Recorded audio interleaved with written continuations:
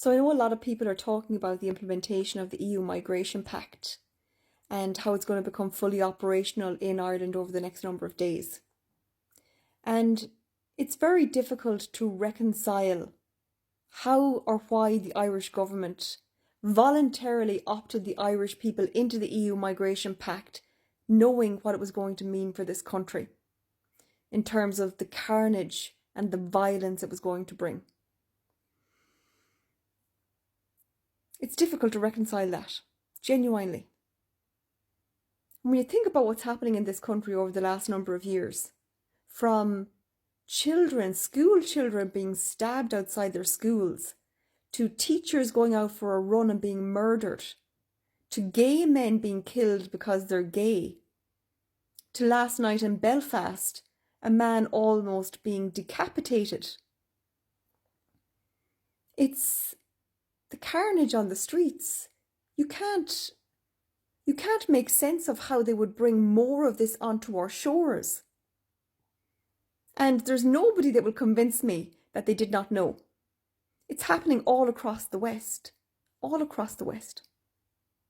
You open the floodgates to mass, uncontrolled migration from people who have no regard for life.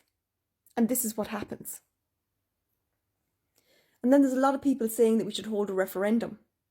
We had a referendum on this, not that long ago in the grand scheme of things, in 2004, when there was a loophole in the constitution around birthright citizenship.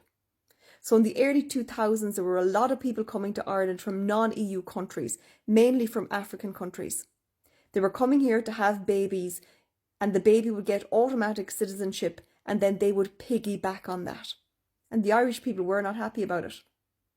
So under pressure, the government held a referendum. And you know what happened? 79% of people who turned out to vote said, no, we're not having this.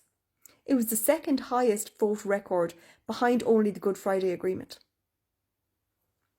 And almost overnight, the number of people coming to Ireland from non-EU countries dropped by 69%.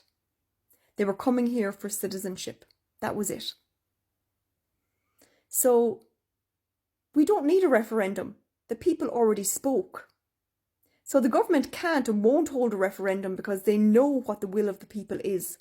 They're simply disregarding it. They are disregarding the democratic decision of the Irish people from 2004.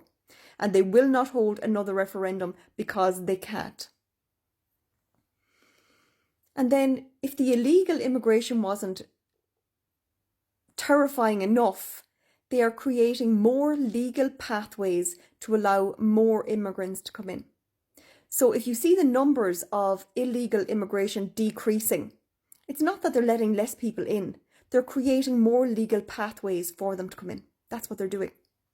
And in addition to all of that, they've also naturalised more than 200,000 people since 2011. So between the EU Migration Pact, the additional legal pathways they're creating, the naturalisation of non-EU citizens, this country is going to be unrecognisable. The carnage, the violence, the demographic change, and they're choosing it. The Irish government are choosing this for the Irish people. So like I said at the start, I just can't reconcile it. I can't get my head around it. I just can't.